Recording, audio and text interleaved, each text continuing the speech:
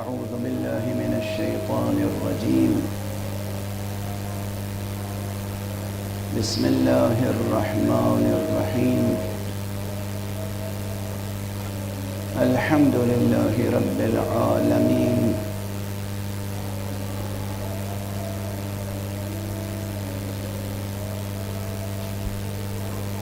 والصلاة والسلام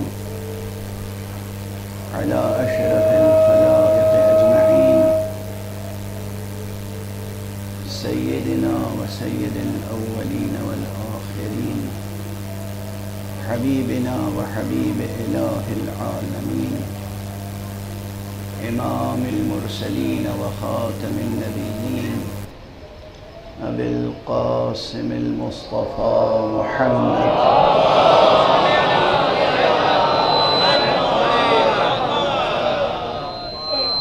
وعلى أهل بيته الطيبين الطاهرين الهداة المهديين المعصومين المظلومين، واللعنة الدائمة على أعداء الحق والدين.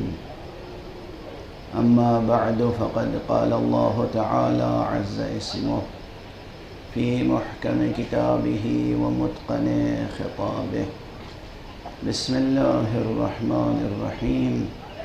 إنا نحن نحيي الموتى ونكتب ما قدموا وآثارهم وكل شيء أحصيناه في إمام مبين.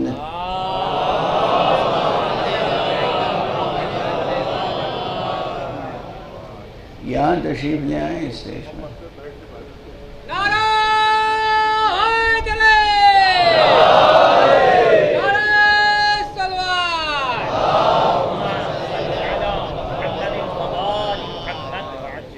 ایک اور بلند تر صلوات پڑھیں.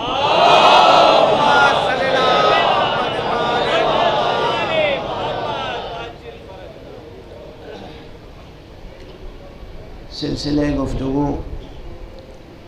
آپ حضرات کے اذہان عالیہ میں محفوظ ہوگا. گزشتہ 2 شبوں سے یہاں پر سورہ مبارکہ یاسین کی 12ویں آیت امام مبین کی روشنی میں گفتگو آگے بڑھ رہی ہے، اور آج یہاں اس منبر پر اس سلسلے کی آخری مجلس ہے. کل ضرور ایک مجلس اور ہے جو امام بارگاہ غرفان مآب میں ہے. انشاءاللہ ممکن ہے کہ اسی آیت پر وہاں بھی گفتگو جاری رہے، لیکن بہرحال اس وقت یہ اس سلسلے کی آخری گفتگو ہے. یہاں پر قرآن حکیم کے دل کی آواز سنا رہا ہوں آپ کو.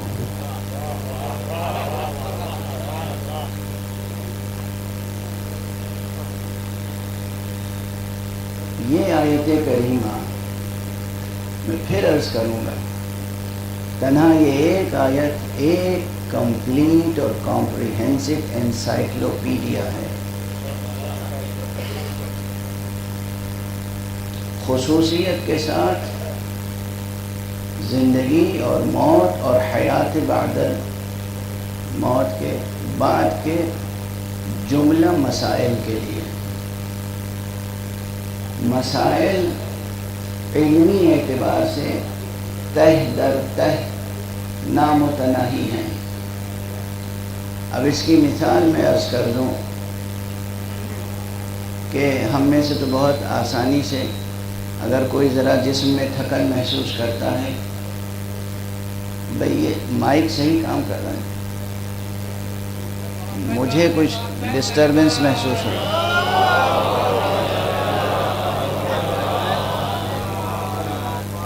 ایک اور صلوات پڑھنے کے لیے.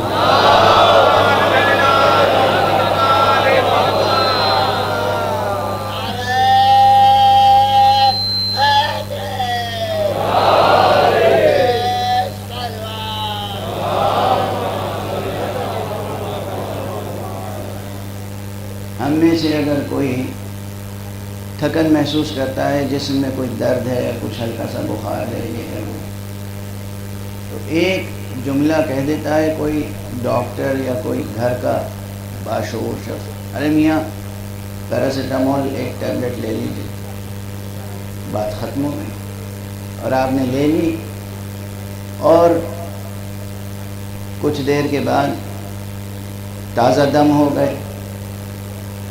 یہ پیراسیٹامول لے لیجیے، اس کے اندر کتنے مسائل چھپے ہوئے ہیں، کتنی میڈیکل ریسرچ، کتنی میڈیسنز پر ریسرچ کے نتیجے میں یہ ایک پیراسیٹامول وجود میں آئی ہے۔ وہ تمام سائنٹسٹ، وہ تمام لیبوریٹریز میں کام کرنے والے، وہ تمام علماء اور وہ تمام ڈاکٹرز جن کی محنتیں اور تجربات کے بعد یہ طے ہوا کہ یہ ٹیبلٹ اس کام میں مفید ہے، اور اب ہر زبان پر جو ہے وہ ہر شخص کم سے کم پیراسیٹامول کی حد تک تو ڈاکٹر ہے۔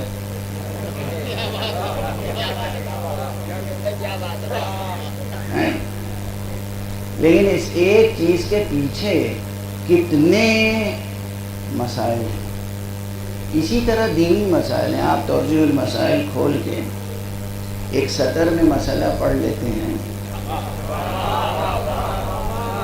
اور عمل کر لیتے ہیں اور مطمئن ہو جاتے ہیں۔ وہ ایک سطر لکھنے کے لیے اس فقیہ کو، اس مجتہد کو، اس عالم کو کتنے مسائل سے گزرنا پڑا ہے،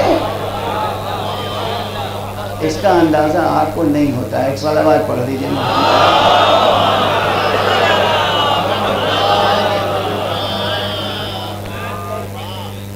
اور ہمارے یہاں اسی لیے علم شناسی اور علم کی قدر شناسی اور علماء کی قدر شناسی ضروری ہے۔ واضح مسلسل یہ جملہ میں عرض کر رہا ہوں۔ اور یہاں پر بھی عام طور پر کہہ دیا جاتا ہے حیات بعد الموت، مرنے کے بعد زندگی ہے۔ حقیقت ہے یہ بالکل، مگر ایک دانشور کے لیے، ایک انٹلیکچوئل کے لیے، ایک تھنکر کے لیے، ایک فلسفی کے لیے، ایک حکیم کے لیے، ایک عالم کے لیے اس نتیجے تک پہنچنے کے لیے استدلال کے جو مراحل طے کرنے پڑتے ہیں وہ بہت تفصیلی ہیں، بہت دقت طلب ہیں۔ اس لیے اب اس طالب علم کی، اب علماء جو ہوتے ہیں وہ تو جس طرح چاہتے ہیں کہہ کے گزر جاتے ہیں اپنی بات، مگر میں چونکہ طالب علم ہوں ایک معمولی سا، تو میں ہمیشہ چاہتا ہوں کہ بیان کا رشتہ، بیان منبر کا رشتہ درس مدرسہ سے جڑا ہوا رہے، درسی اور علمی مطالب سے جڑا ہوا رہے رشتہ۔ منبر کا رشتہ اگر دینی اور علمی مدارس سے ٹوٹ جائے گا تو اس سے بڑا نقصان قوم کے لیے کوئی اور نہیں ہو سکتا۔ جب بھی منبر حسینی کے لیے کسی خطیب کا انتخاب کریں تو بہتر یہی ہے کہ واقعاً کوئی مستند عالم ہو۔ بازاروں سے اگر ذاکروں کا انتخاب کریں گے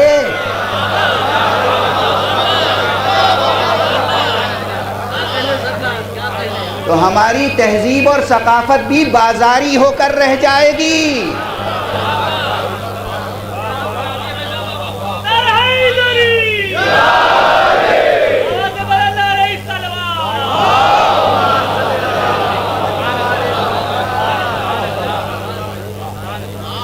مدرسوں کی قدر شناسی سیکھیں، مدرسوں کی اصلاح ہو، ترمیم ہو نصاب میں، لیکن مدرسہ مدرسہ ہے، اس کی عظمت اپنی جگہ، معلم معلم ہے، مدرس مدرس ہے، عالم عالم ہے۔ اور جو حشر ہے قوم کا وہ تو دیکھ ہی رہے ہیں آپ حضرات، اس پہ روزانہ کیا تبصرہ کروں، ایک اور بلند صلوات بھیج دیجیے۔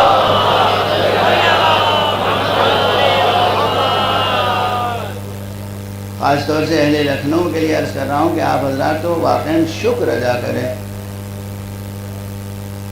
کہ لکھنؤ واقعاً شہر عزا رہا ہے اور آج بھی ہے، اور شہر علم و علماء رہا ہے، اور آج بھی ماشاءاللہ بہت سے چراغ روشن ہیں۔ اس وقت بھی مجلس میں علماء تشریف فرما ہیں، پروردگار ان کا سایہ پربرکت قائم رکھے اور مستدام رکھے۔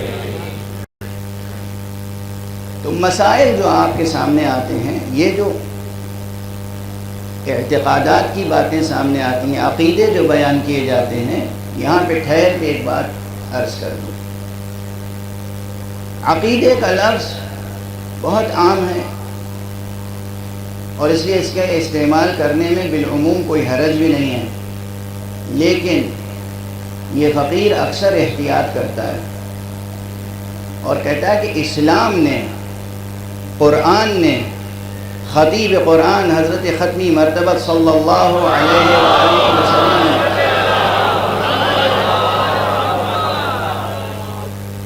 ائمہ اہل بیت اطہار نے، اہل بیت نبی نہیں، اہل بیت نبوت نے، اہل بیت نبوت نے ہمیشہ عقائد کی طرف نہیں بلایا ہے، حقائق کی طرف بلایا ہے۔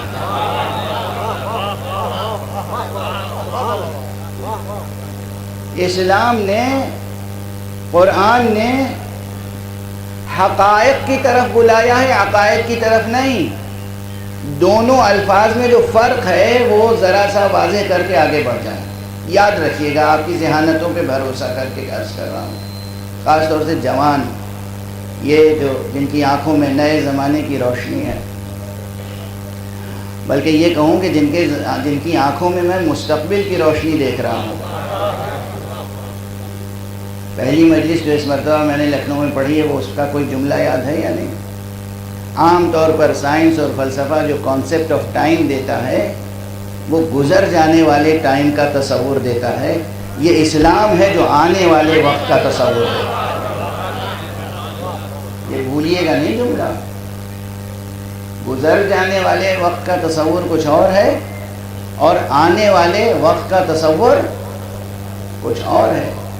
گزر جانے والے وقت کا تصور ہمیشہ چھایا رہے گا تو زندگی میں انسان ہمیشہ یاسیت کا شکار ہوگا، مایوس ہوگا، زیادہ بلند حوصلے نہیں ہوں گے اس کے۔ لیکن اگر آنے والے وقت کا تصور ہمیشہ سامنے رہے گا تو حوصلے بلند رہیں گے کہ ہمیں جینا ہے، اور آنے والے وقت کو لمحہ لمحہ، ہر لمحے امکان کو ہمیں روشن سے روشن تر کرنا ہے۔ اور دین آیا ہی اسی لیے، مذہب آیا ہی اسی لیے۔ کسی دین نے یہ وعدہ نہیں کیا آسمانی، کسی دین نے یہ وعدہ نہیں کیا، کسی مذہب نے یہ وعدہ نہیں کیا کہ تم عمل کرو گے اور ہماری باتیں مانو گے تو تمہاری جو زندگی گزر گئی ہے وہ واپس تمہیں ہم دے دیں گے۔ ہر دین نے یہ وعدہ کیا کہ تم پابندی کرو گے، آسمانی دینوں کی، ادیان کی بات کر رہا ہوں، کہ جو در حقیقت ایک ہیں۔ اوپر تشریف آ جائیے، ایک صلوات پڑھ دیجیے محمد۔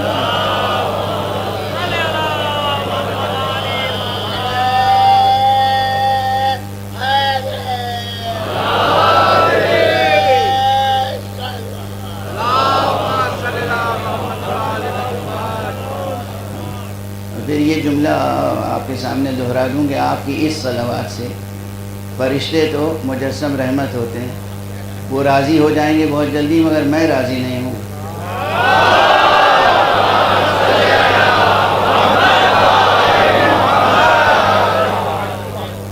صلوات جب محمد والے محمد پہ بھیجیں، اور خاص طور سے مجلس میں، تو ہمیشہ بلند آواز سے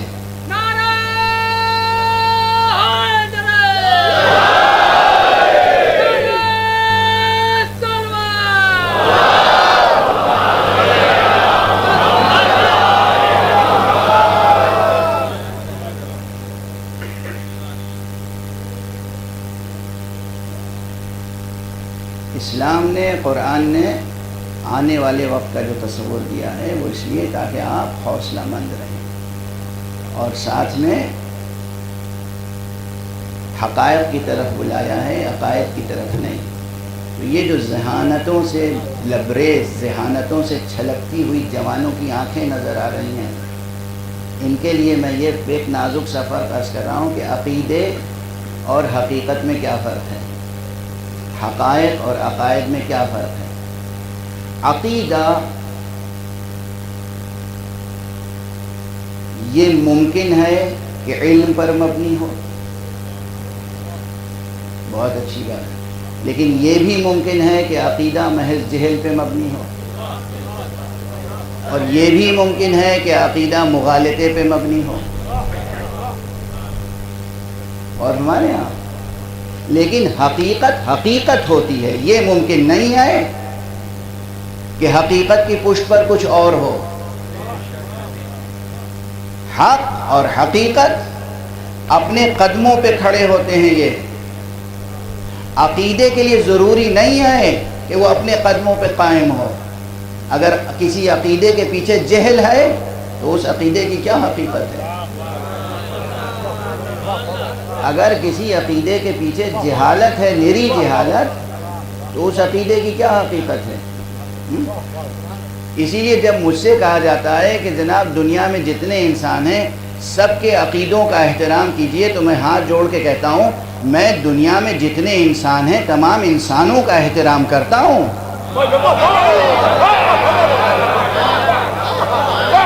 خدا کی قسم، دنیا میں جتنے انسان ہیں میں ان تمام انسانوں کی احترام کرتا ہوں، انسانیت کی عظمت کا قائل ہوں، مگر ہر ایک کے ہر عقیدے کا احترام کر نہیں سکتا۔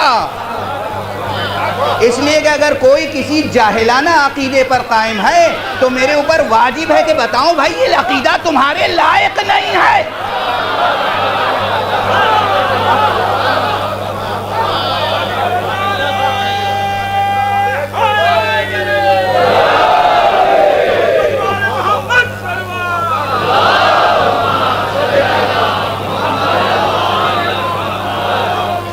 کوئی باطل عقیدہ رکھنے والا میرے پاس آ جائے، میں اس عقیدہ رکھنے والے کا احترام کروں گا، کیونکہ وہ انسان ہے، اور اس کے اندر سے اس باطل عقیدے کو نکالنے کی کوشش کروں گا تاکہ اس کی انسانیت کی شان اور بلند ہو جائے۔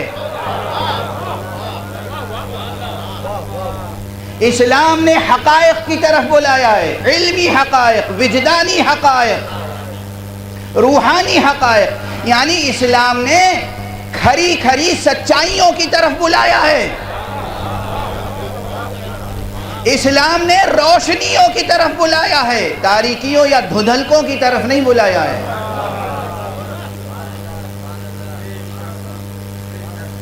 اور بہت سے حضرات ہیں یہاں سے وہاں تک، اور ظاہر ہے آواز میری جہاں تک جا رہی ہے ایک بات زبان پہ آ رہی ہے، کیا کہوں، یہ سب بھی کہنے کی باتیں ہوتی ہیں، اور اسی لیے جو اصل موضوع ہوتا ہے وہ رہ جاتا ہے۔ آپ حضرات سہارا دیں گے تو انشاءاللہ کہہ لوں گا اپنی بات آج۔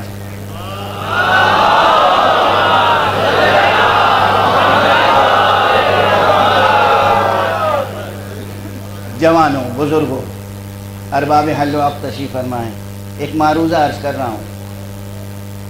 اسلام کے دشمن، قرآن کے دشمن، پیغمبر اسلام کے دشمن، اہل بیت کے دشمن، یہ دراصل انسانیت کے دشمن ہیں، اور ساری دنیا میں، اس وقت صرف ایک ملک، کسی ایک ملک کی بات نہیں ہے، ساری دنیا میں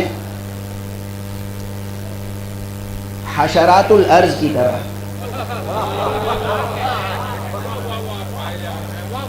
حشرات الارض کی طرح پیدا ہو رہے ہیں لوگ توہین رسالت کرنے کے لیے، توہین قرآن، توہین اسلام، توہین حقائق۔ ہر آواز پر کسی احتجاج کی ضرورت نہیں ہے،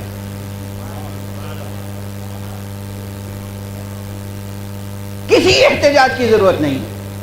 احتجاج کرنے میں اپنی توانائی، اپنی ذہانت، اپنی قوت، اپنی زندگی، اپنے جذبات، اپنی قوت عمل، اپنے عزم و عمل کو ضائع نہ کریں. نہ جانے کتنے ہزاروں لاکھوں پوری دنیا میں پیدا ہو رہے ہیں اور ہوتے رہیں گے، توجہ ہی نہ کریں. معصوم نے بتایا ہے الباطل یموت بترک ذکرہ، باطل کا ذکر کرنا چھوڑ دو خود ہی مر جائے گا.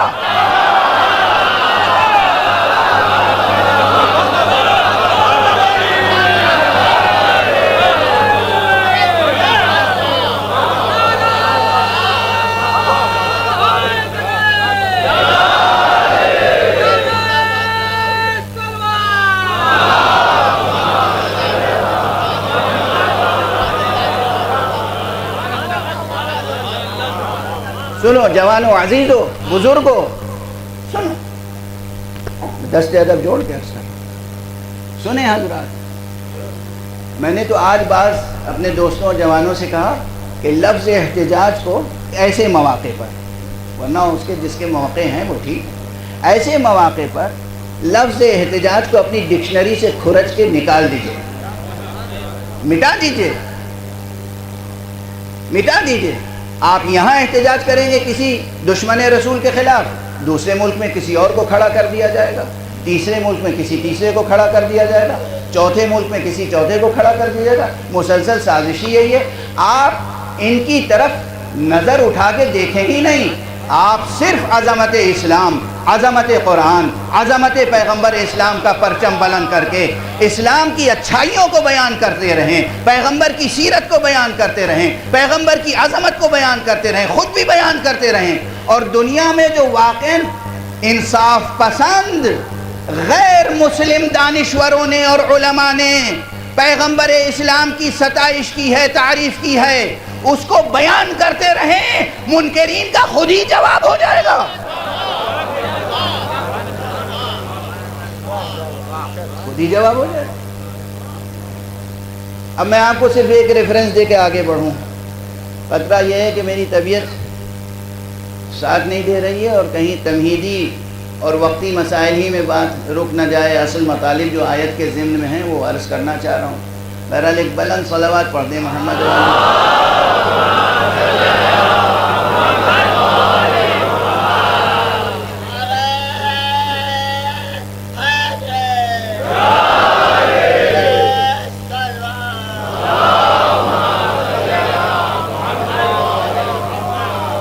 اس فقیر کا انداز کیا ہے؟ ہمارا انداز یہ ہے کہ ایک صاحب ملے، کئی برس پہلے کی بات ہے، مسلمان نہیں تھے. انہوں نے حضور علیہ السلام کے بارے میں کچھ سوالات کیے. میں نے سن لیے. سوالات ان کے کچھ غلط فہمیوں پہ مبنی تھے اور کچھ ایسے سوالات تھے کہ جو غلط فہمیوں پہ مبنی نہیں تھے بلکہ تعصب پہ مبنی تھے. اور اس کے علاوہ میں نے ان کا جواب تو دیا، لیکن اس کے بعد سوچتا رہا کہ ایسے سوالات اور کتنے لوگوں کے ذہنوں میں ہوں گے. ایک صاحب ہوتے تھے، ممبر پہ ان کا تذکرہ کرنا کوئی بیجا نہ ہوگا، ڈاکٹر دھرمیندر ناتھ. یہ ڈاکٹر دھرمیندر ناتھ بہت اچھے مؤلف بھی تھے اور اردو ہندی دونوں زبانوں میں، بلکہ غالباً انگریزی میں بھی، تینوں زبانوں میں لکھا کرتے تھے. اور ان کے والد گوپی ناتھ امن بہت مشہور تھے اپنے زمانے میں. وہ بھی بہت اچھے شاعر بھی تھے اور خدمت گزار بھی.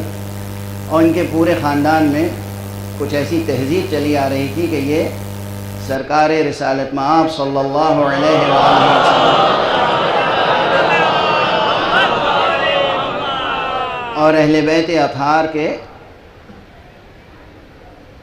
فضائل و مناقب سے آشنا تھے، شناسہ تھے، اور ان کی مدح و منقبت اور ثنا اور مرثیہ لکھتے آ رہے تھے. ایک روایت ان کے خاندان میں قائم تھی. میں نے انہیں بلایا اور میں نے کہا کہ اردو زبان کے ہندو شعراء نے جو نعتیں لکھی ہیں وہ جمع کر کے لے آئیے. اردو زبان کے ہندو شعراء نے جو نعتیں لکھی ہیں رسول اللہ صلی اللہ علیہ وآلہ وسلم، انہوں نے اس پر کام شروع کر دیا. ایک لیکچر ہوا ان کا غالب اکیڈمی میں، جو خود میں نے اس کا اہتمام کیا تھا. ایک مقالہ پڑھا انہوں نے، پھر میں نے اور اپنے کتب خانے سے تمام کتابیں بھجوا دی انہیں نشانات لگا کے کہ یہ ہیں سورسز، یہ ہیں مصادر. خود ان کے پاس بھی کچھ مصادر تھے. اب جو کتاب تیار ہوئی تو اس کتاب کا نام انہوں نے رکھا ہمارے رسول. کیا رکھا نام؟ کس نے کتاب لکھی؟ ڈاکٹر دھرمیندر ناتھ صاحب نے، ڈاکٹر دھرمیندر ناتھ جی نے کتاب لکھی ہمارے رسول. اور معلوم ہے اس میں کتنے ہندو شعراء کا تذکرہ ہے؟ آپ کیا تصور کر سکتے ہیں؟ 400 سے زائد شعراء کا تذکرہ ہے. کتنے؟ 400 سے زائد ہندو شعراء کا تذکرہ ہے اور ان کے کلام کا نمونہ ہے، جنہوں نے سب کے سب ان شعراء نے محمد رسول اللہ صلی اللہ علیہ وآلہ وسلم کی شان میں نعتیں کہیں، منقبتیں لکھی، ان کی ثنا لکھی، ان کی ستائش لکھی. ایک شخص نے اعتراض کر دیا تھا، اس کے جواب میں میں نے کتنی گواہیاں پیش کر دی؟ 400 سے زائد. اور سمجھا آپ نے؟ نہ کوئی لڑائی ہوئی نہ کوئی جھگڑا ہوا. اور میں نے بھیجی وہ کتاب اس شخص تک. وہ کتاب چھپ گئی ہے اور موجود اردو زبان میں ہے. اب ظاہر ہے کہ ارباب ہمت کی یہ کوشش ہونی چاہیے کہ وہ ہندی زبان میں بھی شائع ہو جائے اور لوگوں تک پہنچ جائے. تو جہاں احتجاج کا موقع ہے وہاں کرنا چاہیے، لیکن عموماً اس طرح کے مسائل میں آپ جوانوں کا وقت صرف نہ کریں. جوانان عزیز، آپ کا وقت صرف اور صرف اور صرف صرف ہونا چاہیے 2 کاموں میں. علم حاصل کر کے روح کو قوی رکھیں اور مال کما کر دنیا کو تسخیر کریں.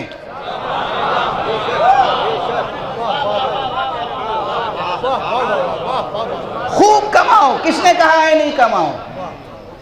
اسلام میں یہ نہیں کہا گیا کمانا نہیں، کہیں نہیں. زہد کے یہ معنی نہیں ہے، زہد کے یہ معنی نہیں ہے کہ کمائیے نہیں، بس تسبیح پڑھتے رہیے مصلی پر، یہ معنی نہیں ہے. خوب کمائیے، تسخیر کیجئے دنیا، علم حاصل کیجئے اور کسی کام میں نہ لگیں. ترقی کرتے جائیں، ترقی کرتے جائیں، ترقی. آپ اپنے کو اس منزل تک پہنچا دیں کہ دوسری ہر قوم کی ضرورت آپ بن جائیں. ایک صلوات پڑھ دیجئے محمد وآلہ.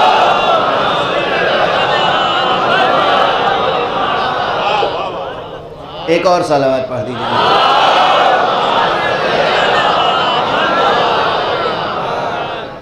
بہرحال اب کچھ موضوع پر گفتگو ہو جائے. واپس آ جاؤں اس منزل پر، اس نقطے پر کہ جو میں عرض کر رہا تھا کہ اسلام نے حقائق کی طرف بلایا اور یہ حیات بعد الموت حقیقت ہے، اور اتنی بڑی حقیقت ہے کہ اس حقیقت کو بیان کرنے کے لیے پروردگار نے جو لہجہ اختیار کیا ہے وہ بڑا پرشکوہ لہجہ ہے. لیکن جیسی بات کہنی ہوتی ہے تمہید بھی ویسے ہی رکھی جاتی ہے، لب و لہجہ بھی ویسے ہی اختیار کیا جاتا ہے، اسلوب بھی ویسے ہی ہوتا ہے، اسٹائل بھی ویسے ہی ہوتا ہے. زندگی اور موت کا مسئلہ ہے اہم، ہے پرشکو، ہے بہت عظیم الشان، بہت عظیم الشان ہے. فرق ہے ذکر حیات و موت میں اور اصل حیات و موت میں. میں ذکر حیات و موت کی طرف آپ کو متوجہ نہیں کر رہا ہوں، اصل حیات و موت کی طرف توجہ رکھیے گا. تو یہ ایسا عظیم الشان مسئلہ ہے کہ اسے بیان کیا پروردگار نے اس انداز میں، اِنَّا نَحْنُ نُحْيِي الْمَوْتَى.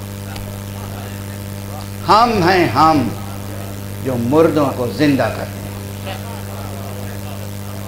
معلوم ہوا کہ زندگی ہے اہم چیز، موت ہے اہم چیز، اس لیے جو خالق ہے وہ یہ لہجہ اختیار کر رہا ہے کہ ہم ہیں ہم. یہاں یہ بھی ہے کہ خبردار کہیں شیطان کے مغالطے میں نہ آ جانا، کہیں جہالت میں مبتلا نہ ہو جانا، کہیں عقل کے خیرت کی نارسائی تمہیں منزل سے بھٹکا نہ دے. اس لیے کبھی بھی زندگی یا زندگی کے شؤون میں سے کسی شان کو یا موت کو کسی اور کی طرف سے منسوب نہ کرنا، کسی اور کی طرف سے نہ سمجھنا، ہم ہیں ہم. یعنی یہ نہ سمجھنا کہ زندگی کوئی اور دیوتا دیتے ہیں، موت کوئی اور خدا دیتے ہیں، رزق کوئی اور دیتا ہے، اولاد کوئی اور دیتا ہے، شفا کوئی اور دیتا ہے. نہیں، یہ تصور نہ رکھنا، ہم ہیں ہم. اس میں توحید کی طرف دعوت ہے، اس میں توحید کی طرف، شروع سے آخر تک قرآن مجید میں توحید کی دعوت ہے. پیغمبر اکرم صلی اللہ علیہ وآلہ وسلم تشریف لائے اور ان سے پہلے جتنے انبیاء آئے سب نے کیا کہا؟ وہ ہے وہ. ہم تو بس اس کے بھیجے ہوئے پیغمبر ہیں. خدا کہتا ہے ہم ہیں ہم، نبی کہتا ہے وہ ہیں وہ. خدا کہتا ہے ہم ہیں ہم، امام کہتے ہیں وہ ہے وہ. سمجھ میں آئی بات؟ اب عقیدے میں ہمارے اور آپ کے عقیدوں میں یہ جھول، یہ کمزوری، یہ مغالطہ پیدا نہ ہو جائے کہ آپ نبی کو یا امام کو کہیں کہ سکے کے دو رخ ہیں، ادھر سے دیکھیے تو اللہ ہے، ادھر سے دیکھیے تو. کیا کفر کی باتیں، کیا جہل کی باتیں ہیں، کیا مغالطے کی باتیں ہیں، کس طرح کی باتیں کر رہے ہیں. ان کی زندگی گزر گئی اس کی طرف اشارہ کر کے اور اعلان کر کے، عبادت کرتے ہوئے، اور آپ ان کو خدائی کے درجے تک لے جانا چاہتے ہیں. ان کو یہ بھی کوئی منقبت ہوئی، یہ بھی کوئی نعت ہوئی، یہ بھی کوئی ثنا ہوئی، یہ ستائش ہوئی ان کی. اس طرح نہ فضائل پڑھے جائیں کہ جو فضائل نہ رہ جائیں.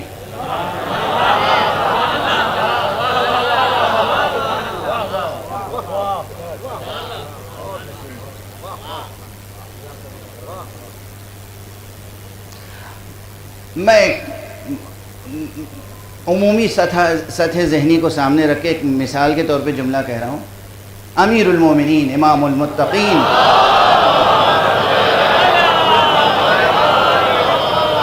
حضرت علی ابن ابی طالب علیہ السلام اگر واقعی خدا ہوتے اور کسی مردے کو زندہ کر دیتے تو فضیلت کی کون سی بات ہے؟ فضیلت اسی میں ہے کہ یہ خدا نہیں ہے، بندے ہیں مگر مردوں کو زندہ کرتے ہیں.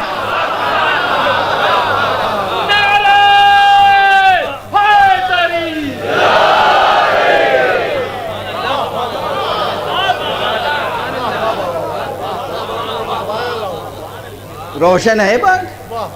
اگر واقعی وہ خدا ہیں، واقعی وہ رب ہیں، تو مردے کو زندہ کر دینا کون سی ستائش کی بات ہے، کون سی فضیلت کی بات ہے؟ فضیلت یہی ہے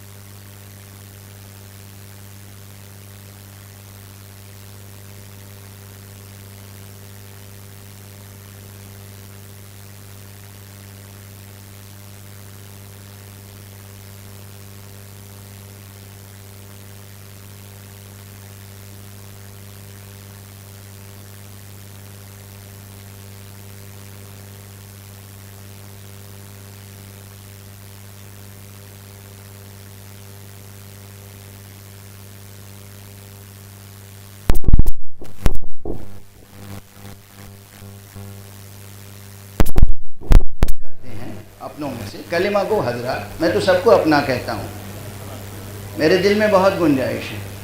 دراصل ولائے آل محمد میں بہت گنجائش ہے، دائرہ رحمت مصطفیٰ میں بہت گنجائش ہے، دائرہ ولایت علی میں بہت گنجائش ہے. ولایت کا دائرہ محدود نہ کریں، اپنے اپنے گروہوں تک محدود نہ کریں. ان کی ولایت سے فیض حاصل کرنے والے وہ بھی ہیں جنہیں آپ اپنا نہیں سمجھتے. تو حضرت امیر المؤمنین علی ابن ابی طالب علیہ السلام اور پیغمبر اکرم صلی اللہ علیہ وآلہ وسلم کہ جب اس طرح کے معجزات بیان کرتے ہیں، انہوں نے مثلا بیمار کو شفا دے دی اور مردہ کو زندہ کر دیا، تو اور یہ بھی روایت ہے عموماً علی نے مردوں کو زندہ کیا ہے. مگر کبھی ایک آدھ بار ایسا موقع بھی آیا ہے جب دنیا کو سبق دینے کے لیے کسی زندہ پر بھی تکبیر پڑھ دی.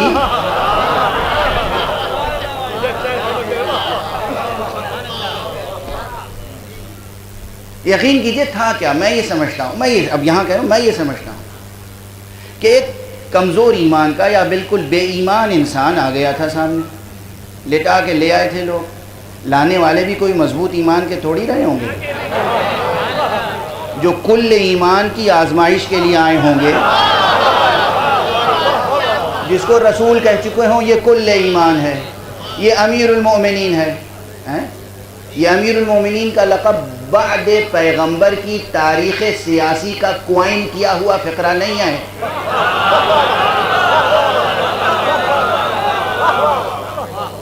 امیر المؤمنین کا لقب اس پوری کائنات میں خدا کی قسم حقیقتاً امیر المؤمنین کا لقب صرف اور صرف مخصوص ہے ابو طالب کے بیٹے علی کے لیے.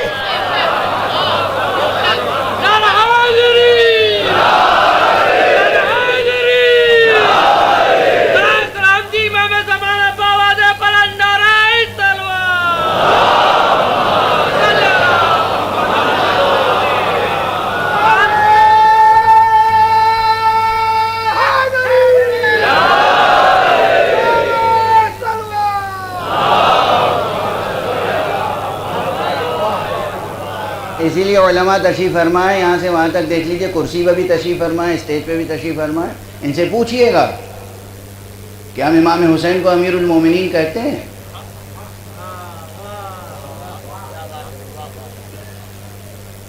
امام حسین کی زیارتیں پڑھتے ہیں آپ، کوئی امام حسین کو امیر المومنین کہتا ہے؟ کوئی امام حسن کو امیر المومنین کہتا ہے؟ کوئی امام جعفر صادق علیہ السلام کو امیر المومنین کہتا ہے؟ ہم اثنا عشری، ہم شیعہ، ہم جو 12 اماموں کو بالکل برابر کا سمجھتے ہیں اور معصوم سمجھتے ہیں ہم، مگر لقب امیر المومنین صرف علی کے لیے مخصوص سمجھتے ہیں. اس لیے کہ ہم خاندان پرست نہیں ہیں، ہم نسل پرست نہیں ہیں، ہم حکم پرست ہیں. رسول اللہ نے اپنی زندگی میں علی کو امیر المومنین کا لقب دیا تھا.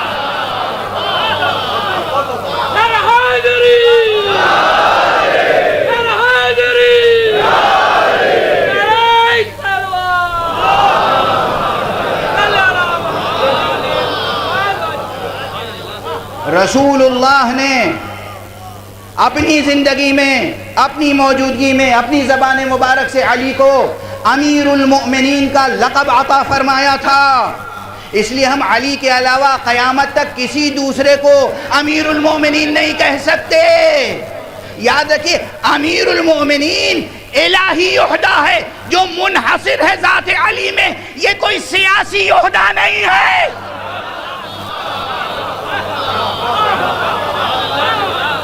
صلوات پڑھ دیں محمد و آل محمد.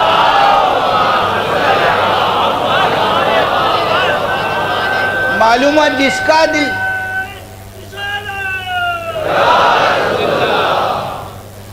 کا دل چاہا، جس میں ذرا سا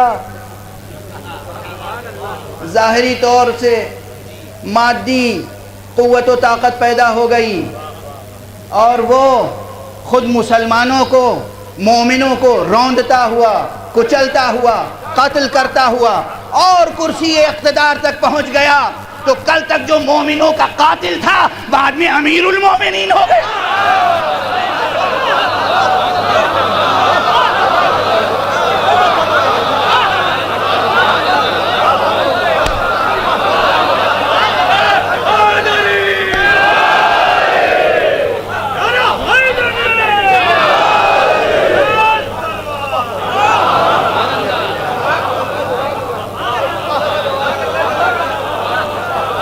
تاریخ ہے، سبحان اللہ، چشم بدور، کیا تاریخ ہے۔ مسلمانوں نے بھی کیا تاریخ لکھی ہے۔ کل تک جو تمام مسلمانوں کے نے جس کے ہاتھوں پہ بیعت کی ہو، تمام مسلمانوں نے جس کے ہاتھوں پر بیعت کی ہو، تمام مسلمانوں نے، اکثریت نے جس کے ہاتھوں پہ بیعت کی ہو، اکثریت سنیں،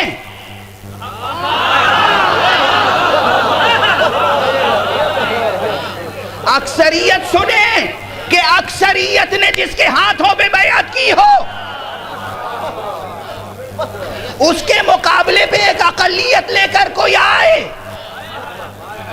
اور اس کے بعد جنگ کرے، مسلمانوں کا خون بہائے اور اس کے بعد کرسی اقتدار پر آ جائے اور آپ اسے امیر المومنین کہنے لگے۔ یہ کوئی تاریخ ہے؟ یہ اسلام ہے؟ یہ مسلم تہذیب ہے؟ یہ مسلم تمدن کی تاریخ ہے؟ یہ مسلم ثقافت کی تاریخ ہے؟ اور ہمارے یہاں لقب امیر المومنین صرف اور صرف، اور کوئی امیر المومنین ہو بھی نہیں سکتا تھا، اس لیے کہ باپ وہ تھا جو مومن قریش تھا، بیٹا وہ تھا کہ جو ایمان کامل تھا، کوئی اور نہیں ہو سکتا تھا۔ تو جب بہرحال جب ہم ان کے فضائل پڑھتے ہیں اور کہتے ہیں کہ یہ کر لیتے تھے، تو بعض حضرات شکوک و شبہات، اب یہ روایت بالکل قابل قبول نہیں ہے۔ کیوں؟ شان الوہیت سے ٹکراتی ہے، شان شرک کا پہلو پیدا ہو جاتا ہے۔ اس کو ہم ماننے اس لیے کہ زندہ مردے کو زندہ کرنا صرف خدا کا، اللہ سبحانہ و تعالیٰ کا کام ہے، بے شک اسی کا کام ہے، بے شک۔ رزق دینا کس کا کام ہے؟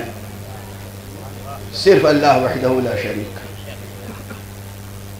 شفا دینا کس کا کام ہے؟ صرف اللہ وحدہ لا شریک کا۔ علم دینا کس کا کام ہے؟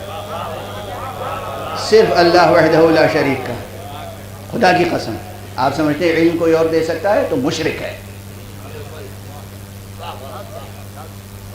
علم کوئی اور دے سکتا ہے؟ نہیں۔ یہ استاد حضرات جو مدرسے میں ہیں کیا کرتے ہیں؟ کالے کالے نشان بنانا اور کالے کالے بنے ہوئے ٹیڑھے میڑھے نشانوں کو پہچاننا، بس یہی سکھا سکتے ہیں، اس سے زیادہ ان کے بس میں نہیں ہے۔ اس سواد بیاض قرطاس پر ابھری ہوئے سواد کے پیچھے چھپے ہوئے نور علم کو ودیعت کرنا خدا کا کام ہے۔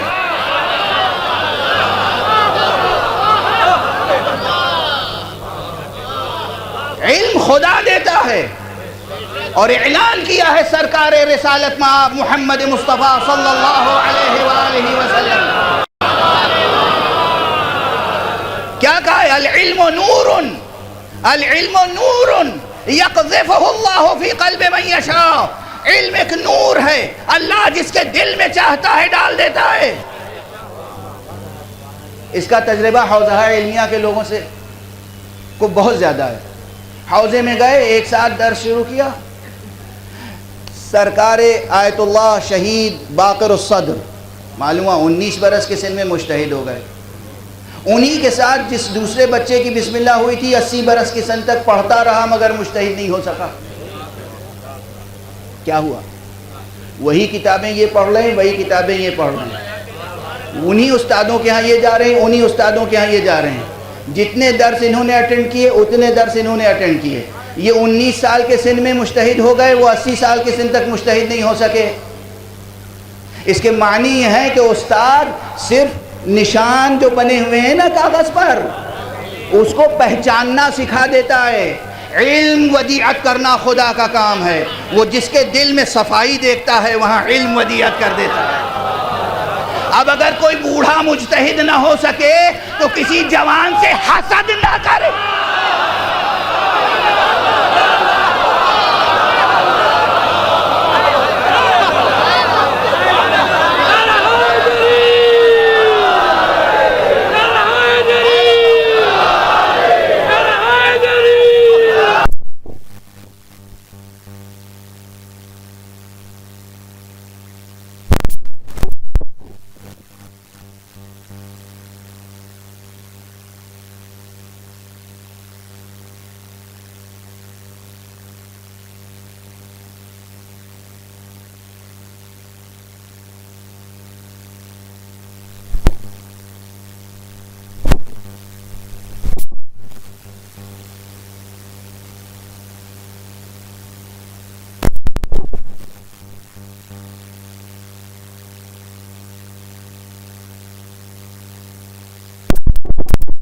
خدا کون دیتا ہے رزق؟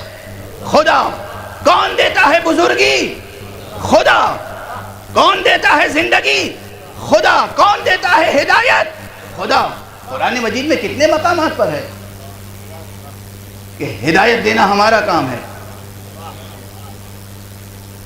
علم دینا ہمارا کام ہے۔ ان علینا للہدی، بے شک ہمارے اوپر ہے ہدایت، ہم ہدایت دیں گے۔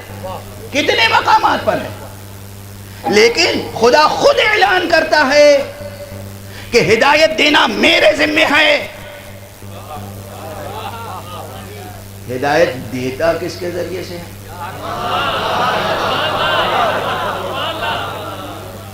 کوئی صاحب ہیں وہ فرما سکتے ہیں؟ یہ جناب مولانا قلب جاروال صاحب قبلہ تشریف فرمائے، امام جمعہ جماعت لکھنؤ، ان سے پوچھیے اللہ تعالیٰ سے ملاقات ان کی کب ہوئی؟ ہوئی کبھی اللہ سے ملاقات؟ تشریف لائے تھے اللہ سبحانہ و تعالیٰ ان کے گھر پہ، ان سے ملے تھے کہیں اور انہیں ہدایت دی؟ نہیں دی نا۔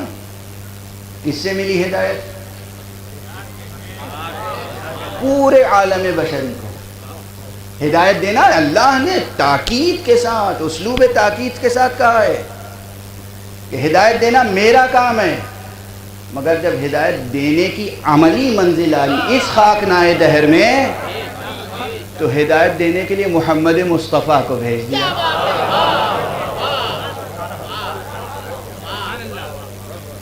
بھیجا نہیں بھیجا؟ ہدایت دینا کام ہے کس کا؟ خدا کا۔ ہدایت دینے کے لیے آئے کون؟ مصطفیٰ۔ ہمیں ایک بات پتہ چل گئی کہ اللہ نے جو وعدہ کیا ہے دینے کے لیے وہ ان کے ذریعے سے دے رہا ہے۔ اب ہمیں اور بھی اگر کچھ چاہیے تو پھر کس کے ذریعے سے طلب کریں گے؟ وہ ساری چیزیں جو خدا کے پاس ہیں وہ اگر چاہیے تو کس کے ذریعے سے طلب کریں گے؟ کس کے ذریعے سے؟ اب ہمیں زندگی میں شفا چاہیے، شفا دینے والا خدا ہے، شفا دینے والا خدا ہے، مگر ہم تھوڑی دیر تک سوچتے رہے یا اللہ یا اللہ یا اللہ کہتے رہے، اور اس کے بعد ایک دم سے دل میں روشنی ہوئی، ہدایت دینا اللہ نے کہا تھا میرا کام ہے، مگر ہدایت دینے کے لیے بھیجا محمد ابن عبداللہ کو، اب شفا دینا بھی ہے تو اسی کا کام، چلو محمد ابن عبداللہ کے دروازے پر۔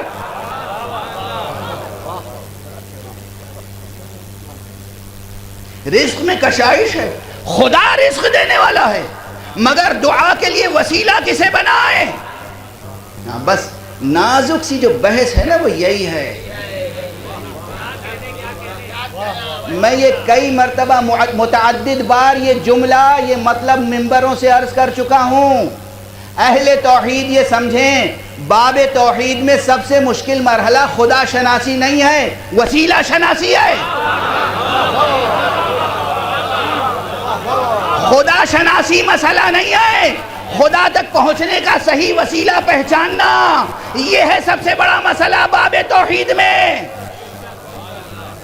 اور اس میں سب سے بڑا حل کیا ہے؟ خود سے کبھی وسیلہ نہ بنانا، ورنہ بت پرست کہلاؤ گے، کافر کہلاؤ گے، مشرک کہلاؤ گے۔ اسی کو وسیلہ بنانا جس کو خدا نے وسیلہ قرار دیا۔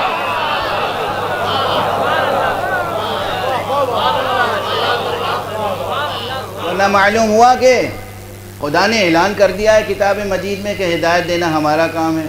اب اس کے بعد ہدایت لینے کے لیے چلے گئے علماء یہود کے پاس۔ ہیں روایتیں، ملاحظہ فرمائیے گا، کہاں گئے؟ علماء یہود کے پاس۔ میں کسی اور خاص نام نہیں لے رہا ہوں، بہت سے نام ایسے ہیں جب وہ نام لے لیجئے تو دل میں سرور پیدا ہوتا ہے، ذہن میں نور پیدا ہوتا ہے، طبیعت میں قوت پیدا ہوتی ہے، فضا معطر ہو جاتی ہے۔ ارے بعض نام ایسے ہوتے ہیں کہ نام لے لیجئے تو منہ کا مزہ کڑوا ہو جاتا ہے، فضا مقدر ہو جاتی ہے۔ اس لیے میں بہت سے نام لیتا نہیں ہوں، روایتوں کی طرف اشارہ کر کے گزر جاتا ہوں۔ جس کا جی چاہے جائے، تھوڑی سی محنت کرے، تحقیق کرے، مطالعہ کرے، کتابوں کا گرد و غبار صاف کرے، لائبریریوں میں جائے۔ اگر یہاں لائبریریوں میں تالے پڑے ہوئے ہیں تو رامپور چلا جائے، علی گڑھ چلا جائے، کہیں اور چلا جائے، مگر لائبریریوں میں جائے۔ اور اب تو میں نے کہہ دیا کہ بھائی انٹرنیٹ پر کتابوں کا ذخیرہ موجود ہے، اس پر دیکھ لیجئے، تحقیق کیجئے۔ ایسے تھے پیغمبر موجود ہیں، پیغمبر خاتم النبیین موجود ہیں، امام المرسلین موجود ہیں، قرآن کے نزول کا سلسلہ جاری ہے، اور حضرات ہدایت لینے کے لیے علماء یہود کی طرف جاتے تھے۔ حضرات علماء یہود کی طرف جاتے تھے، کیا لینے؟ ہدایت۔ آپ سمجھ میں آئی کہ دو اسلام کہاں سے آئے؟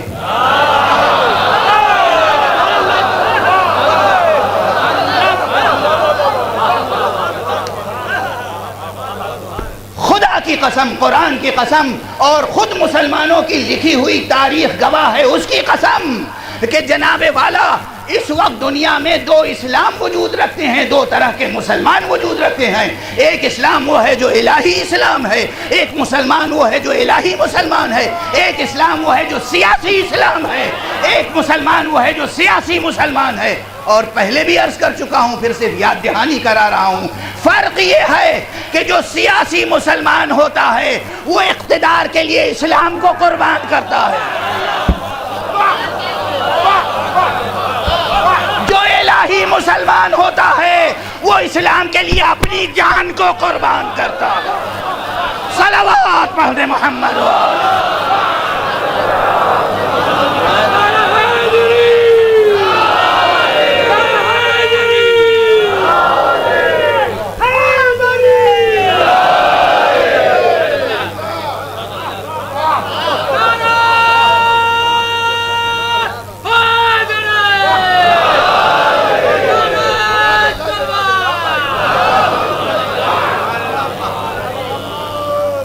سینکڑوں صفوں کا نچوڑ تھا یہ دو چھوٹا چھوٹا سا، یہ دو جملے۔ دو اسلام ہیں۔ اب جو سیاسی اسلام ہے اس کے کئی نام ہو سکتے ہیں، اور جو الہی اسلام ہے اس کے بھی کئی نام ہو سکتے ہیں۔ ناموں کی کثرت برائی نہیں ہے، دیکھنا چاہیے نام ہیں کیا کیا۔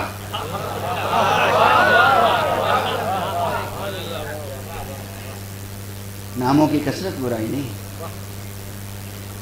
دیکھنا چاہیے کہ نام ہیں کیا کیا۔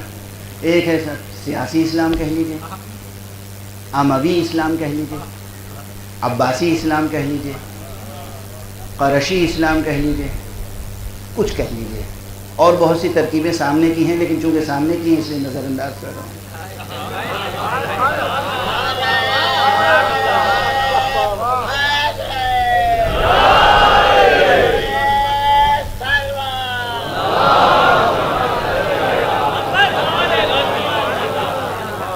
سامنے کی باتیں آپ لوگ سمجھ جاتے ہیں خود ہی، تو اسے دہرانے سے کیا فائدہ ہے۔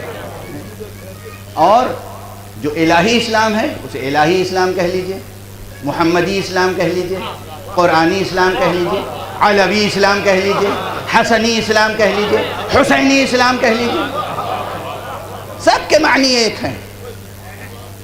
ایک ہے، جو حسینی اسلام ہے وہی حسنی اسلام ہے، وہی فاطمی اسلام ہے، وہی علوی اسلام ہے، وہی محمدی اسلام ہے، ایک ہے۔ دو اسلام ہیں، دو طرح کے مسلمان. تو وہ بار بار یہ ہوتا ہے کہ صاحب یہ جو ہے معجزہ، ہر ذرا سی فضیلت پڑھی پیغمبر کی یا امام کی، زد پہ آ جاتی ہے توحید. کیا توحید اتنی کمزور چیز ہے؟ کیا توحید اتنی کمزور چیز ہے؟ ذرا سا ہم نے سر جھکا کے رسول کو سلام کیا اور انہوں نے کہا شرک ہو گیا. شاعرانہ لفظیں استعمال کروں توبہ کر کے، خدا اپنے محترم بندوں کا احترام طلب کرتا ہے. اس کی عظمتیں بے کراں ہیں، اس کے سامنے کسی کی بھی کسی طرح کی تعظیم اور احترام کریں تو پروردگار کی توحید پر کوئی حرف نہیں آتا. یہ ہم چھوٹے لوگ، بالکل اب میں کسی اور کو اب اپنے آپ کو کہوں، ہم چھوٹے لوگ حشرات و رس کی طرح زندگی بسر کرنے والے، ہم سے زیادہ آپ ان کا احترام کر لیجیے تو بس دیکھیے قیامت آ جائے گی. یہ مشرک ہو جائیں گے، یہ بھی مشرک ہو جائیں گے، وہ بھی مشرک ہو جائیں گے، تحریکیں چلنے لگے. میرے احترام کرنے کے بجائے آپ ان کا احترام کر لیجیے، ان کا احترام کر لیجیے، قیامت آ جائے گی. توحید کا دامن بہت بلند ہے، توحید کا دامن بہت بلند ہے.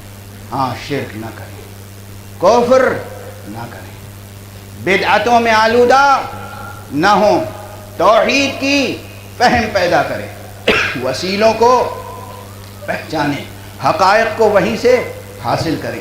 اور یہ یاد رکھیں کہ مردے کو زندہ کرنا، اگر پروردگار یہ اعجاز، یہ کرامت حضرت عیسیٰ کو عطا کر سکتا ہے تو یہ معجزہ، یہ کمال یہ محمد مصطفیٰ کو بھی عطا کر سکتا ہے، یہ علی مرتضیٰ کو بھی عطا کر سکتا ہے، اور اگر وہ چاہے تو کسی علی ابن ابی طالب کے کسی ادنا غلام کو بھی عطا کر سکتا ہے.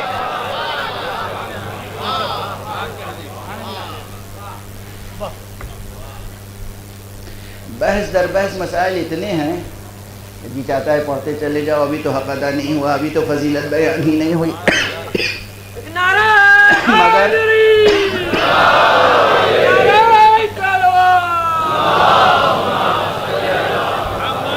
بیان کو سمیٹ رہا ہوں.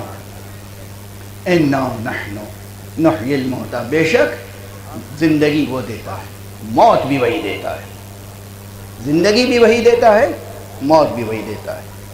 لیکن جیسے ہدایت وہی دیتا ہے لیکن محمد کے وسیلے سے، تو اس دنیا میں بھی زندگی وہ دیتا ہے، کبھی محمد کے وسیلے سے، کبھی عیسیٰ کے وسیلے سے، کبھی علی کے وسیلے سے، اور موت بھی وہی دیتا ہے.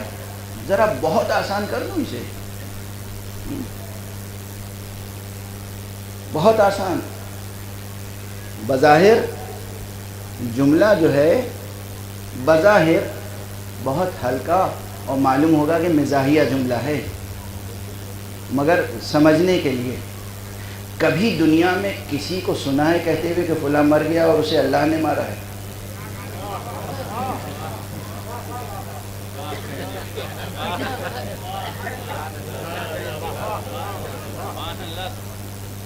کبھی فلاں کو کینسر جیسے موذی مرض نے مار دیا، فلاں کو زہر نے مار دیا، فلاں تلوار سے مر گیا، فلاں مرض میں مر گیا، فلاں دق میں مر گیا، فلاں سل میں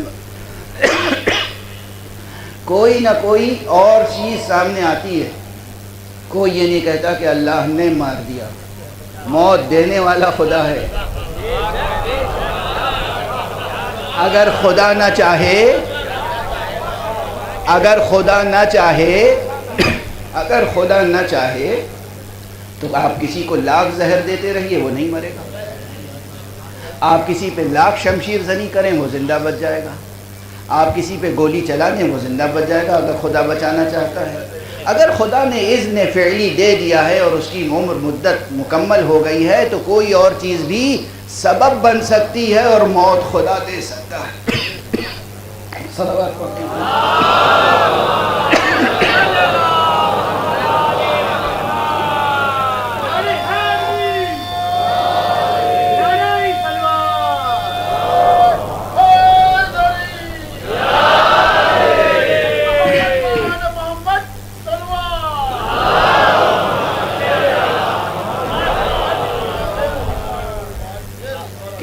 کسی جملے کو اس طرح کہا تھا کہ خدا حکیم ہے، خدا حکیم ہے، وہ اس حکمت سے کام کرتا ہے کہ جب کسی کو موت آتی ہے تو الزام کبھی خدا پہ نہیں آتا،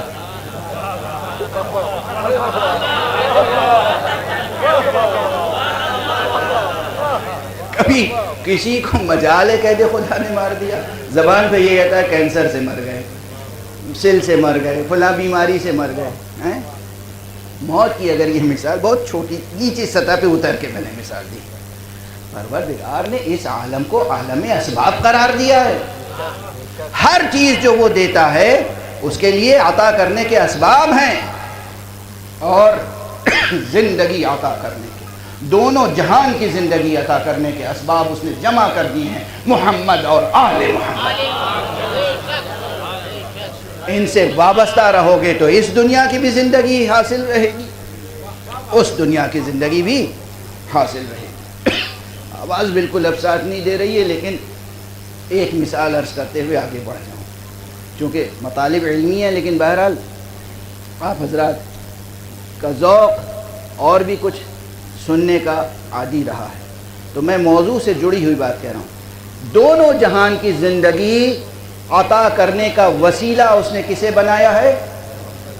محمد اور آل محمد کو، اپنے اولیاء کو. بس چند جملوں میں، چند دقائق میں بحث کو سمیٹ دوں، حتیٰ کہ میدان جنگ کیوں نہ ہو، میدان جنگ کیوں نہ ہو، جنگ احزاب، جنگ احزاب، جنگ خندق، عامر ابن عبد ود آیا ہے اور اس نے کچھ ایسی گفتگو کی ہے اور ایسا ماحول بنا دیا ہے کہ رسول غیظ و غضب میں ہے، اور رسول نے امیر المومنین علی ابن ابی طالب علیہ السلام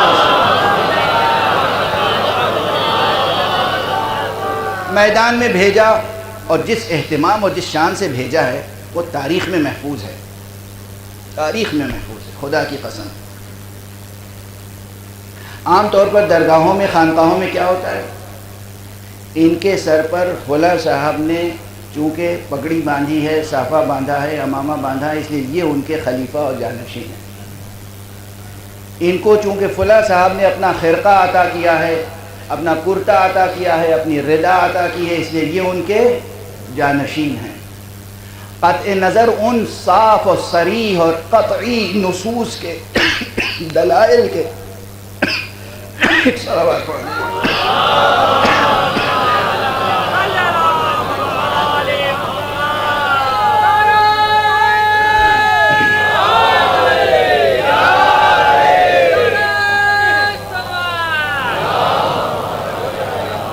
جو جناب امیر المومنین علیہ السلام کی وصایت و ولایت و امامت و خلافت پہ موجود ہیں قطعی دلیلیں، عملی دلیلیں یہ ہیں. ایک دو مرتبہ نہیں، نہ جانے کتنی مرتبہ مجمع عام میں رسول پاک نے اپنے سر سے امامہ اتار کے اس کے 2 حصے کیے اور اس کا ایک حصہ علی کے سر پہ باندھا. ان میں سے ایک موقع جنگ خندق بھی ہے کہ جنگ خندق میں اپنے ہاتھ سے امامہ باندھا، اپنی تلوار عطا کی اور دعا کر کے بھیجا میدان. میں بہت مختصر کر رہا ہوں کیونکہ وقت نہیں ہے بالکل، اور طاقت بھی نہیں ہے، حال بھی نہیں. امیر المومنین غصہ، طیش، رسول اللہ کو غیظ و غضب. جانے کے بعد پہلا کام کیا کرنا چاہیے تھا؟ جاتے ہی ایک بار میں عمرو بن عبد ود کا خاتمہ ہو جاتا یا نہیں؟ کسی کو شک ہے اس میں؟ جو شک کرے وہ سمجھ لے کہ میں اس کی پتہ نہیں کن کن چیزوں میں شک کروں گا.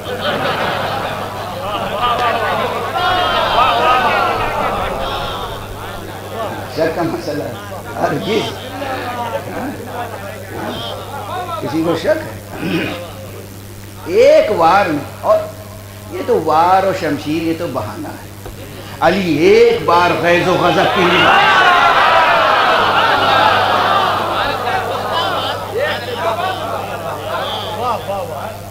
مجال ہے کہ کوئی پھر زندہ کھڑا رہ جائے. یہ سب تو دنیا عالم اسباب ہے نا، عالم وسائل ہے، تو اس لیے تلوار کا بھی وسیلہ لیتے تھے. کسی کو مارنا ہوتا تھا خدا کی طرف سے تو تلوار کا وسیلہ لیتے تھے، کسی کو جلانا ہوتا تھا تو ٹھوکر کا وسیلہ لیتے تھے، یا اپنے لبھائے مبارک سے چند کلمات ارشاد فرما دیتے تھے اور وہ جی اٹھتا تھا۔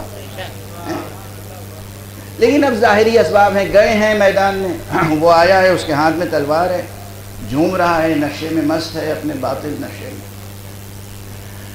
فوراً اس پہ وار کرنے کے بجائے فرماتے ہیں میں نے سنا ہے کہ تیرا یہ اعلان ہے کہ اگر کوئی شخص 3 سوالات کرتا ہے تو تو اس میں سے 3 میں سے کوئی ایک ضرور قبول کر لیتا ہے۔ کہا ہاں بالکل۔ تو کہا پھر میرا ایک سوال یہ ہے کہ اسلام لے آؤ۔ آپ کیا سمجھتے ہیں اس سوال اور اس مکالمے کی معنویت کیا ہے؟ اس مکالمے کی معنویت یہ ہے کہ تو آیا ہے مجھے قتل کرنے اور لشکر اسلام کو قتل کرنے کے ارادے سے، لیکن میں تجھے دونوں جہان کی زندگی دے رہا ہوں۔ یعنی اسلام لے آئے گا تو میری تلوار سے بچ جائے گا، پھر اس دنیا میں بھی جیتا رہے گا اور اس دنیا میں بھی اچھی زندگی پائے گا، دونوں جہان کی زندگی۔ اس نے کہا یہ تو ممکن نہیں ہے۔ ذرا دیکھیے گا، ابھی علی دونوں جہان کی زندگی دے رہے ہیں۔ اس کا دوسرا سوال یہ ہے کہ پھر پلٹ جا، واپس چلا جا۔ اس کے کیا معنی ہے؟ یعنی اگر تو دونوں جہان کی زندگی مجھ سے نہیں لے رہا ہے تو کم سے کم اس جہان کی زندگی تو لے لے۔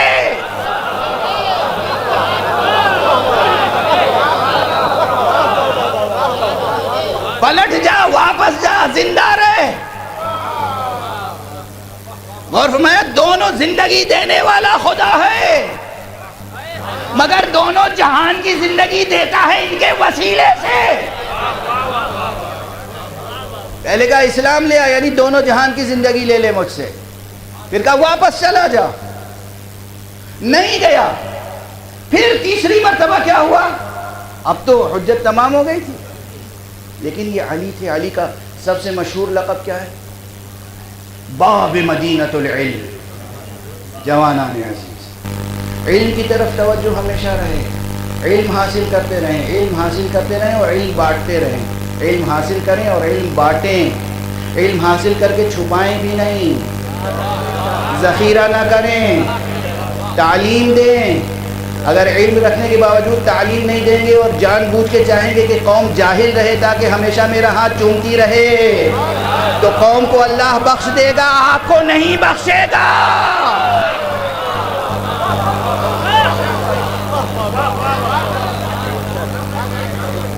علم حاصل کرو، علم بانٹو، قوم کے معیار کو بلند کرو، ثقافت کو بلند کرو، تہذیب کو بلند کرو، بیداری کو عام کرو۔ علی باب مدینۃ العلم ہے، ایسا غضبناک ماحول، ایسا خطرناک ماحول، لیکن جہاں پر بھی ممکن ہے جتنا بھی جسے علم دے سکتے ہیں وہ دے رہے ہیں۔ اب جو کہا تو میں کہتا ہوں کہ گویا میدان جنگ کو علی ابن ابی طالب نے مدرسے میں بدل دیا۔ کہا اچھا نہ تم اسلام لاؤ گے نہ واپس جاؤ گے، تو بھئی دیکھو جنگ لڑنے کے کچھ اصول ہوتے ہیں، اب یہ اصول سمجھا رہے ہیں، مدرسہ ہی تو ہے۔ جنگ لڑنے کے یہ تو معلوم ہے کہ وہ مر جائے گا، مگر علی یہ گفتگو اس لیے کر رہے ہیں کہ علی کو معلوم ہے کہ میرے زبان سے نکلے ہوئے جملے تاریخ میں محفوظ ہو جائیں گے، تاریخ میں محفوظ ہو جائیں گے۔ کہا جنگ لڑنے کے کچھ اصول ہوتے ہیں، میں پیادہ آیا ہوں اور تو گھوڑے پہ سوار ہے۔ جوانوں ایک جملہ سن،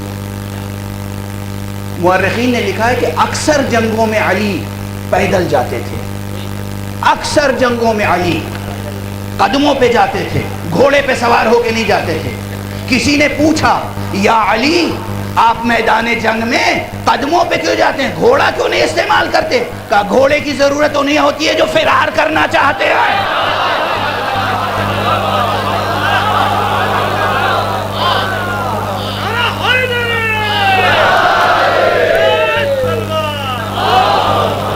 جواب ہے علی، مجھے گھوڑے کی کیا ضرورت ہے؟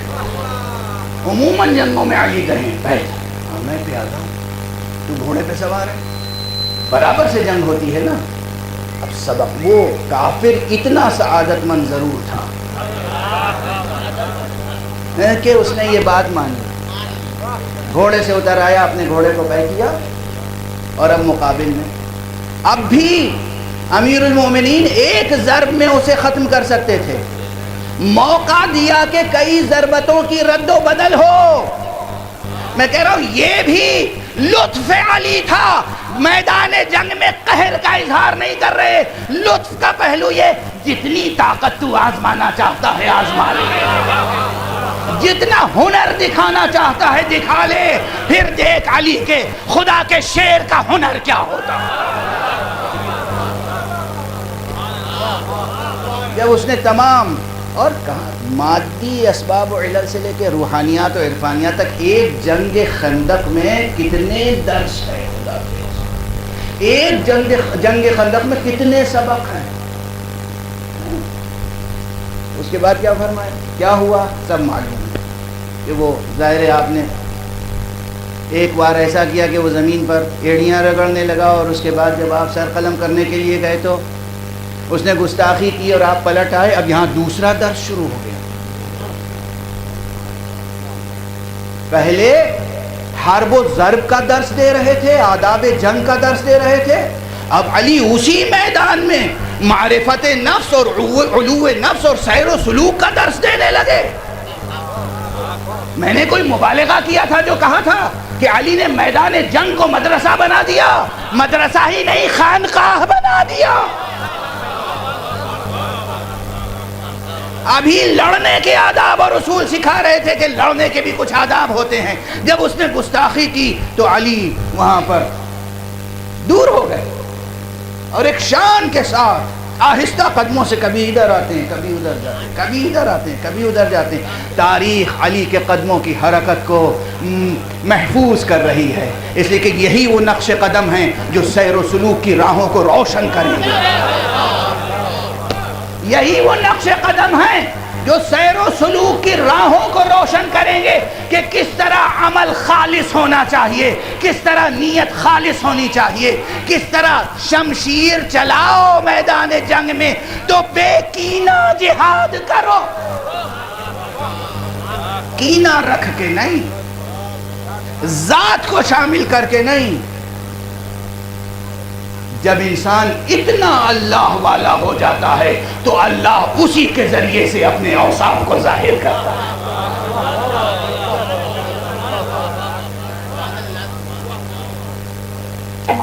اور زندگی دیتا ہے خدا، موت دیتا ہے خدا، مگر وہ دعویٰ اپنی جگہ اِنَّا نَحْنُ نُحْيِي الْمَوْتَى، لیکن وسیلہ ہی ہے قرار دیتا ہے۔ اور آج بھی بس جملہ سمیٹ رہا ہوں، پروردگار آپ تمام حضرات کو علمی میدانوں میں، عملی میدانوں میں، اقتصادی میدانوں میں ترقی عطا فرمائے، ہمارے جوانوں کو ہر اعتبار سے بلندیاں عطا کریں، علم اور اقتصاد دونوں میں مضبوط رکھے آپ کو۔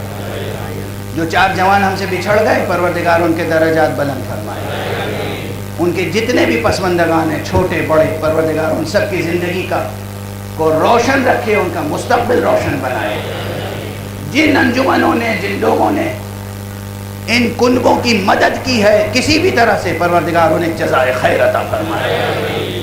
مجھے ابھی بتایا بعض انجمنوں سے متعلق، لکھنؤ کے بعض حضرات، بعض انجمن نے بارہ بنکی کی، بعض انجمن نے انہوں نے مدد کی ہے، پروردگار آپ کو خوب جزا عطا فرمائے۔ یہ جو مدد کرنے کا تصور ہے نا، یہ چیریٹی کا تصور، اس سے پہلے بھی میں کہیں عرض کر چکا ہوں، غالباً جناب مولانا ڈاکٹر قلب صادق صاحب قبلہ کی مجلس چہلم میں عرض کیا تھا، مجھے یاد آ گئی یہ بات کہ پروردگاروں نے کروٹ کروٹ جنت نصیب فرمائی۔ جب ان کے بیٹوں کو، ان کے بھتیجوں کو دیکھتا ہوں تو دل خوش ہوتا ہے اس گھرانے کو دیکھ کر، کیا خدمتیں انجام دے گئے وہ۔ کاش باقی تمام حضرات اسی نقش قدم پہ چل کے قوم کو بیدار کریں، علم حاصل کرنے کے لیے اور ترقی حاصل کرنے کے لیے، ترقیوں تک پہنچنے کے لیے قوم کو ہمت دلاتے رہیں، حوصلہ دلاتے رہیں، اور جس قدر ممکن ہو مدد کرتے رہیں، جس قدر ممکن ہو۔ یہ چیریٹی جو ہے اصل دین چیریٹی ہے، اصل دین چیریٹی ہے۔ اگر آپ نماز پڑھ رہے ہیں، اصل اصول دین، عمود دین، ستون دین کیا ہے؟ نماز۔ اگر آپ نماز پڑھ رہے ہیں اور ادھر آپ کو کسی نے کہا کہ آپ نماز پڑھتے رہیں گے تو وہ ادھر ایک بچہ ہے یا ایک شخص ہے جو گر کے ہلاک ہو جائے گا، آپ کے کان میں یہ آواز گئی تو کیا کرنا ہے آپ کو؟ حکم شریعت کیا ہے؟ نماز توڑ دیں، فوراً پہلے اس کی جان بچائیں۔ یہ جان بچانا چیریٹی ہے، یہ چیریٹی ہے۔ دنیا میں سب سے زیادہ چیریٹی کا درس دیا ہے اسلام نے، قرآن نے، اہل بیت نے۔ ایثار، ایثار، دوسرے کی ضرورت کو اپنی ضرورت پر ترجیح دینا، یہ ہے روح اسلام۔ اور اسے اگر دیکھنا ہو تو یہی گھرانہ جو زندگی بانٹنے کے لیے اللہ نے بھیجا تھا، جس گھرانے کو اللہ نے زندگی بانٹنے کے لیے، میدان خندق میں وہ شقی تھا عمرو بن عبد ود، جسے علی دونوں جہان کی زندگی دینا چاہتے تھے مگر نہ لے سکا۔ میدان کربلا میں ایک شخص ایسا تھا جسے حسین، ایک سے زیادہ ایسے اشخاص تھے جسے حسین نے دونوں جہان کی زندگی دی۔ ایک سے زیادہ اشخاص ایسے تھے جسے مولا امام حسین نے، ایک سے زیادہ اشخاص ایسے تھے جنہیں مولا حسین نے دونوں جہان کی زندگی دی، زندگی دی، عزت دی، آبرو دی، کیا کچھ نہیں دیا۔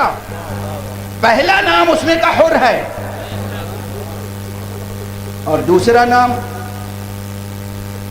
تاریخ میں بہت تلاش کرنے سے ملے گا، ایک شخص ہے جس کا نام ہے شبلی ابن یزید، جو خولی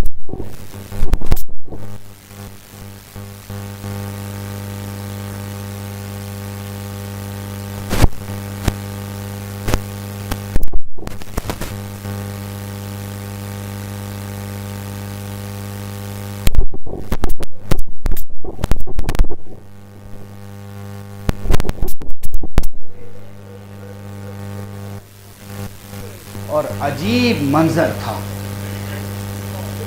ہولناک بھی، ہیبت ناک بھی، عجیب منظر تھا، عجیب۔ چاروں طرف تاریکیاں منڈلا رہی تھیں اور بیچ میں حسین کا چہرہ، اگرچہ لہو لہان تھے حسین، لیکن حسین کا چہرہ دمک رہا تھا، چمک رہا تھا۔ یہ دشمن کی گواہی ہے کہ روز عاشورہ جیسے جیسے امام حسین پر مصیبتیں پڑتی گئیں ویسے ویسے آپ کا چہرہ دمکتا چلا گیا۔ غیر معمولی جملہ ہے یہ، غیر معمولی، اسے سن کے بھلا نہ دیجیے گا۔ جیسے جیسے مصیبتیں پڑ رہی تھیں ویسے ویسے چہرہ دمکتا چلا جا رہا تھا۔ آقا نے اس کیفیت میں ادھر، اور تاریخ طبری میں بھی غالباً یہ فقرہ موجود ہے کہ 1 ساعت تک آقا حسین اسی طرح رہے اور کسی کی ہمت نہیں ہوتی تھی کہ آقا کی طرف بڑھے، اور آپ کا سر مبارک قلم کرے۔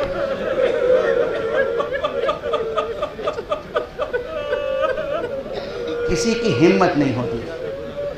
اب سلسلہ بیان میں یہ آ گیا ہے تو عرض کر رہا ہوں، کسی کی ہمت نہیں ہوتی تھی۔ اور ادھر ایک پسر نحس تھا جو آواز دے رہا تھا اپنے لشکریوں کو کہ جاؤ، اب کوئی قوت و طاقت رہ نہیں گئی ہے اس شخص میں۔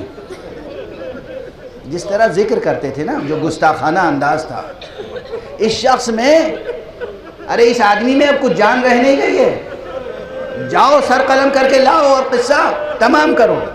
ادھر یہ گستاخیاں ہو رہی ہیں اور ادھر کسی کی ہمت نہیں پڑ رہی ہے کہ آگے بڑھ کے، کیونکہ خود اس لشکر میں جو لوگ لائے گئے تھے وہ پھر آخر میں دھیرے دھیرے سوچ رہے تھے ہم کس کو قتل کر رہے ہیں۔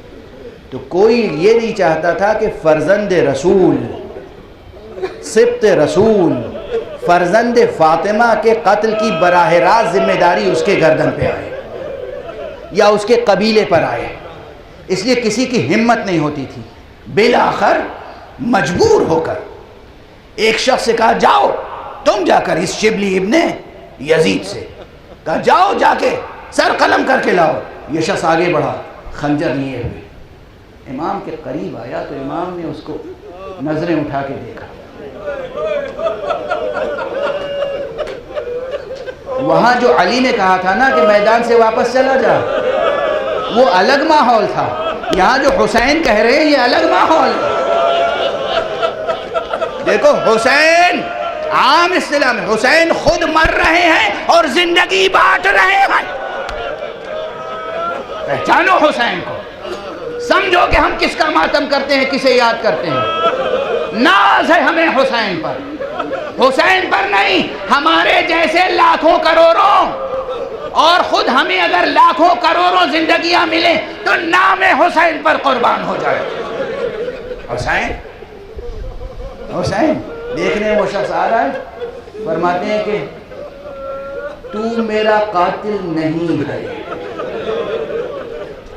مجھے ترس آتا ہے تجھ پر کہ ناحق عذاب الہی میں گرفتار ہوگا، تو واپس چلا جا. اس فرزند رسول کے ایک جملے نے اس کو منقلب کر دیا. کہا ارے آپ ہیں کون؟ سر امامہ لہو سے تر ہے، قبا لہو سے تر ہے، چہرہ لہو سے لال ہے، اور اس عالم میں آپ کو اپنی فکر نہیں ہے، میرا درد ہے.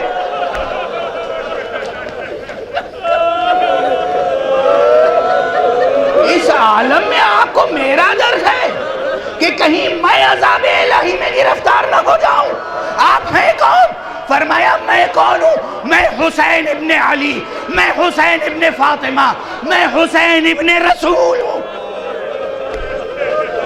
بس منقلب ہو گیا، منقلب ہو گیا.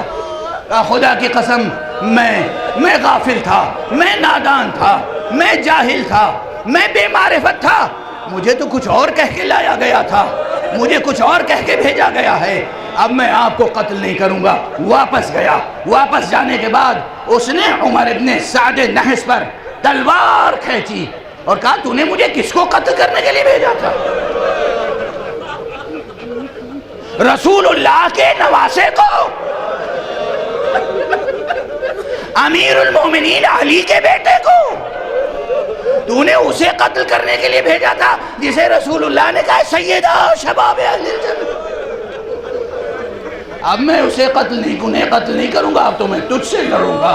اس نے وہیں جہاد شروع کیا اور عمر سعد کے سپاہیوں نے اسے چاروں طرف سے گھیرا، حلقہ ڈال کے اس پہ تلواریں چلانا شروع کی. اب وہ حسین کی طرف سے لڑ رہا ہے اور اس پر تلواریں پڑ رہی ہیں.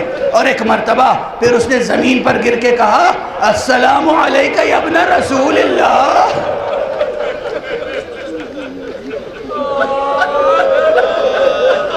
السلام علیکہ یا ابا عبداللہ. فرزند زہرا گواہ رہیے گا، میں بے معرفت تھا، میں نادان تھا، میں جاہل تھا، مجھ سے بڑی گستاخی ہوئی، مگر میں اب اس دنیا سے آپ کی محبت میں جا رہا ہوں. نانا کے سامنے گواہی دے دیجئے گا. اجرکم علی اللہ، اجرکم علی اللہ. خدا ہمیں اور آپ کو کسی غم میں نہ رلائے سوائے غم اہل بیت کے. یہ وہ مرنے والا ہے کہ اس کی اس صدا کو سن کر ہم آپ سب جس پر رو رہے ہیں حسین، ان کی آنکھوں میں بھی آنسو آ گئے، ان کی آنکھوں میں بھی آنسو آ گئے. ہاں حسین وہ صابر ہے، وہ شجاع ہے، وہ صابر ہے، وہ شجاع ہے کہ جس نے بڑی سے بڑی قربانی اللہ کی راہ میں پیش کی ہے. لیکن عزیزان محترم، پروردگار ان چاروں جوانوں کو جنت الفردوس عطا فرمائے. حسین کی بڑی قربانیاں وہی ہیں. حسین نے عباس کو اللہ کی راہ میں پیش کیا، علی اکبر کو پیش کیا، قاسم کو پیش کیا، اون و محمد کو پیش کیا. میں کل ایک جگہ گیا تھا پرسے کے لیے، تعزیت کے لیے. معلوم ہوا کہ وہ ایک ہی جوان تھا گھر میں، اب بوڑھا باپ ہے، ننھا سا بچہ ہے، ایک خاتون گھر میں رہ گئی ہے، ایک خاتون گھر میں رہ گئی ہے. میں ایک جملہ خواتین کو خواتین کو شجاعت دلانے کے لیے، زندگی کا حوصلہ دلانے کے لیے ایک جملہ کہہ رہا ہوں۔ دیکھو حسین نے کتنے لاشیں اٹھائے، اکبر، قاسم، اون و محمد، عباس، اور نہ جانے کتنے لاشیں اٹھائے، مگر یاد رکھنا کربلا میں زینب بھی تھی۔ جناب زینب بنت علی، وہ اگر حسین ابن علی تھے، یہ زینب بنت علی تھی، یہ وہ ہیں جنہوں نے سب سے بڑا لاشا اٹھایا ہے۔ جب آقا حسین کا سر قلم ہوا اور نشیب میں آئے تو اس بی بی نے لاش حسین کو اٹھایا ہے پوری قوت سے اور کہا اللہم تقبل منا ھذا القربان، پروردگار ہم اہل بیت مصطفیٰ کی طرف سے اس قربانی کو قبول فرما۔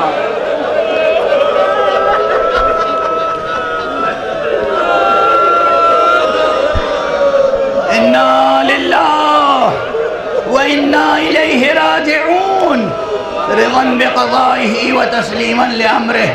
انا للہ وانا الیہ راجعون رضا بقضائہ وتسلیما لامرہ۔ انا للہ وانا الیہ راجعون رضا بقضائہ وتسلیما لامرہ۔ پروردگار ہمیں علوم قرآن اور معارف اہل بیت سے آشنا فرما۔ پروردگار ملت اسلامیہ کو تہذیب آل محمد کے سانچے میں ڈھال دے۔ پروردگار معبود ہمارے جوانوں میں جینے کا حوصلہ عطا فرما۔ پروردگار اپنے ان بندوں، ان کلمہ گویوں کے ہاتھوں سے، لا الہ الا اللہ کہنے والوں کے ہاتھوں سے اس دنیا کو تسخیر کرنے کا حوصلہ دے ان کو۔ پروردگار علم کی خیرات عطا فرما، رزق کی خیرات عطا فرما، صحت کی خیرات عطا فرما۔ پروردگار زندگی کی تمام ضرورتوں کو پورا کر۔